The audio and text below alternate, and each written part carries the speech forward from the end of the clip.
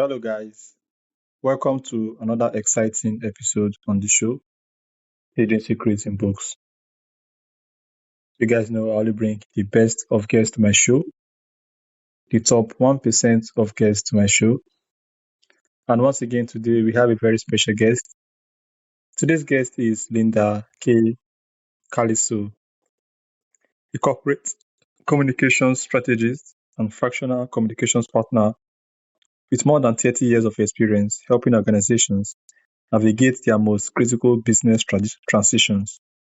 She works with business leaders, venture capital firms, private equity firms, and their portfolio companies to successfully manage the communication and cultural challenges that arise during mergers, acquisitions, restructurings, leadership transitions, technology implementations, and other major organizational changes. Linda, welcome to the show. Thank you so much. Excited to be here. All right, so I have some questions here for you, and I would like us to get into them. So, what value does a communications and culture partner bring to a major acquisition? Yeah, so during a major acquisition, there's so much change going on. And for the people that are part of the organization that's being acquired, and I would even argue even the company that's acquiring, there are all these questions about what does this mean for us? Where are we going? What does this mean for our major initiatives? Are there going to be fewer people because we're adding these additional people to each function? And so all of that, all those changes bring with them a great deal of uncertainty. At the same time as that uncertainty is going on for the people, you got leadership who are trying to keep all of the plates spinning, because when you're doing a major acquisition, a lot of times it's part of a private equity initiative. There are numbers on the line, there are targets that have to be hit, and then all of the integrations, not just the people integrations, but the technology integrations. There is so much going on, so many moving parts, and someone has to be paying attention to how do you answer all of the questions so that people who are part of this transition, who maybe haven't been along for the ride about why we're doing this, that they get comfortable with why we're doing this, that they feel that they're valued, that they understand why the acquisition was so important and that they're part of that value, and to help them feel maintain their psychological safety so that they can stay focused on their job and performing, because it's only when they have that sense of safety that they will perform well. And the numbers from the deal, the numbers behind the acquisition, rely on those people performing well. So that's the role that comms plays. We really help get in there and help make sure that left hand knows what the right hand's doing and why, and that everyone's important to making it a success. Companies have completed mergers for decades without focusing heavily on communication or culture. Why has that changed? Well, I think that we've learned from some of the mistakes of the past. I mean, I think that we have done acquisitions in the past, and we've learned that, for instance, some of our best and brightest people who have been a part of an acquisition have said, you know what, I'm out of here, because they were left to be uncertain. We learned that that's a bad thing. We've learned by studying these kinds of initiatives that when people aren't brought along for the ride and made to feel comfortable and safe as they move through the transition, we've learned that their productivity goes down. We learned that they stand at the water cooler and gossip about whether or not there's going to be layoffs.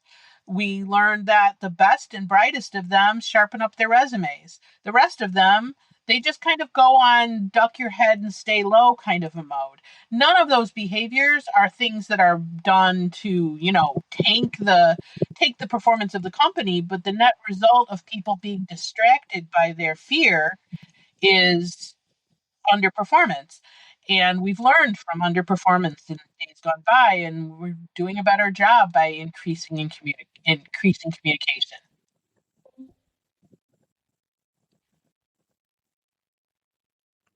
Okay, thank you so much, Linda. That was a wonderful answer. So, my next question for you is this: which stages of an integration process are most dependent on effective communication? Yeah, there's several stages. So, when I think about, up front, first of all, when you're in due diligence, it's important to kind of do an early stage assessment of the culture of the company that you're acquiring, just so you kind of know what you're getting into and where the where the similarities and differences might lie. But the truth is, and it isn't until you're really into the transition that you start to realize whether the words on paper are true or not. um, so I'd say the first area where communication is really important is that on day one, when you're announcing to a company and to all of its employees that they're part of a new organization, what you want to do is, you want to wrap that in a framework that is as positive as possible. You're excited about making that acquisition. That acquisition is going to do something for the future growth of the combined organization. You think there's great talent and great minds and great products and intellectual capital that are part of the company that you're acquiring. And you need to let the people that have made that possible, you need to let them know that they are valued and that they are the very reason behind the acquisition, and that they are welcome in the new company, and that you need their skills and you need their talents, and that you're truly excited about where the combined company is going. So day one, you kind of have to make it a party. You also want to make sure that, maybe give them some swag so that they have a reason to feel pride in the new company that they've become a part of. Really bring your leaders out to the foreground on that day and speak in a very authentic, from the heart kind of a way, so people get a sense of who the new leadership team is. Bring out the leaders of the company who ran the company before the acquisition, so that those folks can also endorse the combined organization and explain why they think it's a good thing for the combined organization to be one. So you have day one communication, which is all about starting out with a positive experience. And then shortly thereafter, you will likely start to see some changes. You only need one HR leader. You only need one marketing leader. You only need one sales leader. And so there will probably be some very visible high level exits, and you want to help people navigate those changes and not feel like, oh God, the guy who hired me, who promised me what my career is going to look like, he just left. Now what's going to happen to me? At the same time, right behind that guy leaving, there's probably going to be an integration of that function. So now I've become a part of a larger team with a brand new leader. All of those changes are highly disruptive to people, and your communication needs to be really like, look it in the eye and explain what is it that you're doing, why are you doing it, why is this leader a great leader, what is his vision or her vision for the future of the team, and just really helping people understand what things are going to look like going forward from those changes. By the way, during all those integrations, there might be a few layoffs where you find redundancy within the two teams, and helping people understand that the people who are being exited are being well taken care of will go a long way to helping them feel stable and like they're safe in their new roles. And then once all of that change starts to settle down a little bit and we get into a norming performing kind of a mode, that's a great time to do some research, some listening, some focus groups, talking to people, finding out what are they feeling about the newly combined organization.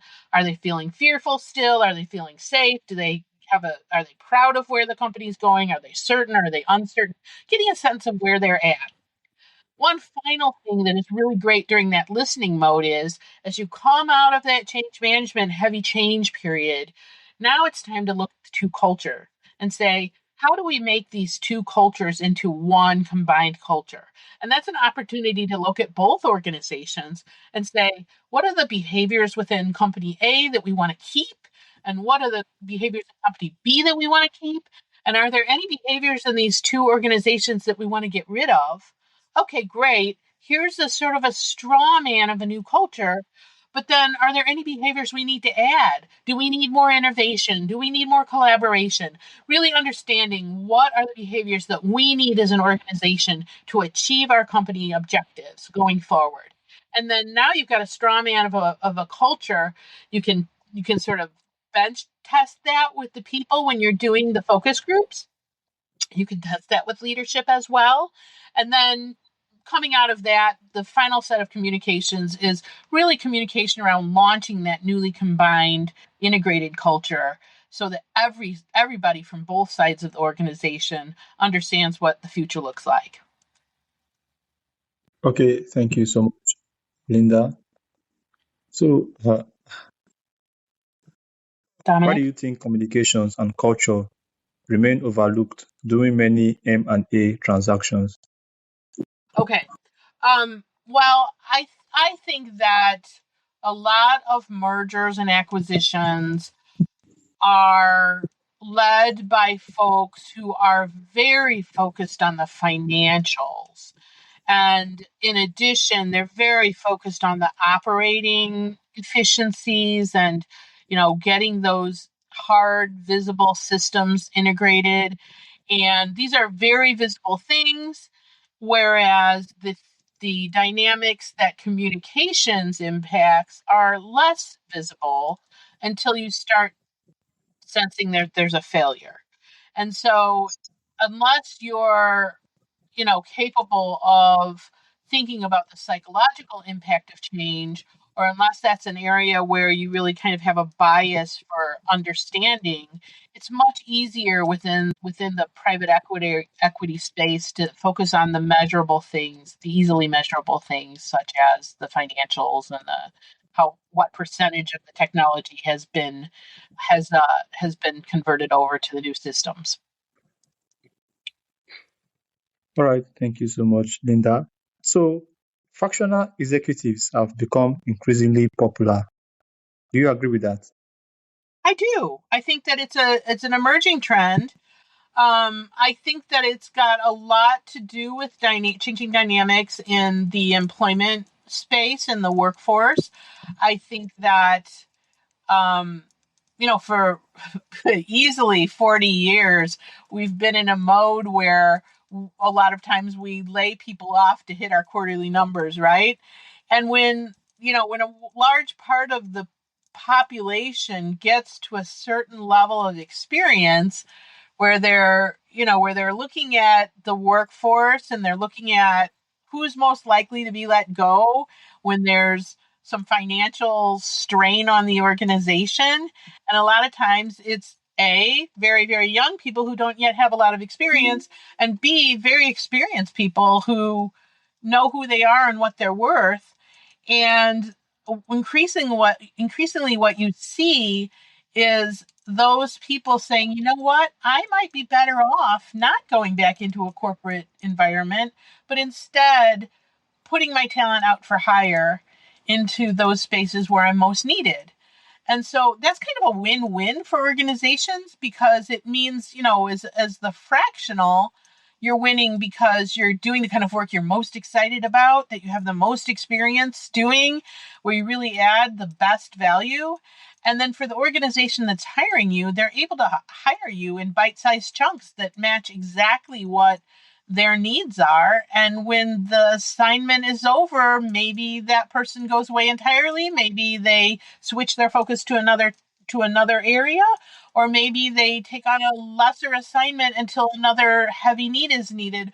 But in all cases, the cost to the organization, to the client that is hiring that fractional, is literally a fraction of what they would pay for having that person on staff, full bore, fully loaded benefits. So everybody's kind of winning. For the client, it's more affordable, but they're getting really seasoned talent. And sometimes it might be the talent who's right for the situation at hand. Say you've got like an ops situation, and you've got, you want to do a startup of a new type of equipment or a new kind of operation, you can hire that specific talent. But then maybe, 6 months later, you've got some kind of safety concern, and you can bring in a person who's a fractional in operation space who's really strong at safety. So you can bring the right talent to the assignment at hand, for, again, like I said, a fraction of the cost. Okay, so can you share a cautionary tale about an organizational change where poor communication created avoidable problems, and tell us what leaders should have done differently? Yeah. I can give you one example. I once had a client who had brought me in to help them navigate some organizational changes that were they were looking to come up with, and they had a fairly new leadership team that had only come together maybe within a year before, and they really had not yet worked out all the bugs on terms of what different people were or were not authorized to say and things like that. And so what happened was, as they were just starting to plan these organizational changes, which included a reduction in workforce, during one of the town hall meetings that we had across the entire enterprise, one of these leaders talking about something else completely unrelated, and then she lets it slip that there's going to be a layoff. And this organization had never really had layoffs. And so it was completely shocking to the organization. And the HR team was months away from being ready to decide who was staying, who was going, work out all the financials, all that stuff. So that organization had to live through the fear and anger of knowing that there was a pending layoff for months on end. And it just slowed everything down. It made people angry. It made people a little bit passive aggressive. New projects got slowed down. People were wondering why they were doing certain initiatives, that there was going to be a layoff anyways. And it was a bit of a train wreck. And so, I'm really not a fan of the notion of, you hear this phrase, flying the plane while building it. And I'm just not a big fan of making announcements and getting out over your skis. I think the task of being a leader means, it doesn't mean that you'll never ever have to shoot from the hip, but to the degree that you are able to be planful, look out ahead at what's coming and what's needed and what that's going to mean for your people, and then having a plan of how you're going to keep your people whole as you move through those transitions. I mean, doing all that work up front before you let something, really disturbing hit the airwaves. I think, that's just part of good leadership. So I'm a big fan of not letting your messaging get out ahead of your plans to the degree possible. Okay, so here is my final question for you. If Okay. there's one thing you wish listeners will take away from this conversation, what would you want that to be? Well, I think that part of being a leader is bringing your people along with you, and instilling hope and excitement and a sense of purpose, and just helping people feel like they belong to your organization and they're part of something bigger than themselves. And people really respond well to those kinds of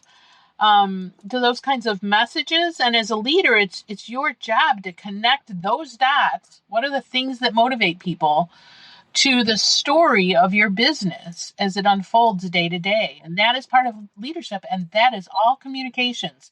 So, communications professionals like me are here to help. We're here to brainstorm on messaging like that. We're here to help create what is the messaging framework, so that everybody in the leadership team is working from, the same songbook, so to speak. We're also here to help and ensure that those messages that are created on high are then later woven down through all of the messaging that you might have, so that, even your announcement of your new benefits program has elements of those core messages from leadership woven down through them. So it's one cohesive experience for the employees, and really everything reflects what that leader says about what that organization stands for.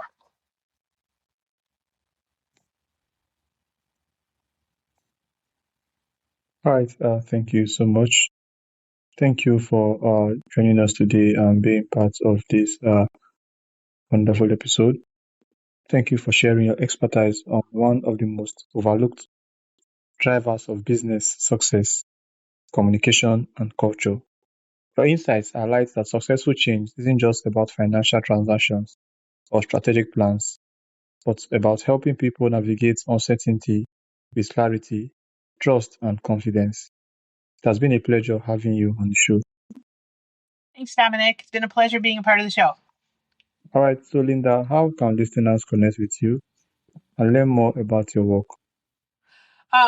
My website is www.com-ext.com. So that's probably the easiest way to reach me. I'm also available. You can reach me via LinkedIn. All right, thank you so much. I would love you to leave me with your links on Polymatch so I can add them to the show notes when the episode is out. Yes, of course. I will do that so it can be, in your notes. Okay.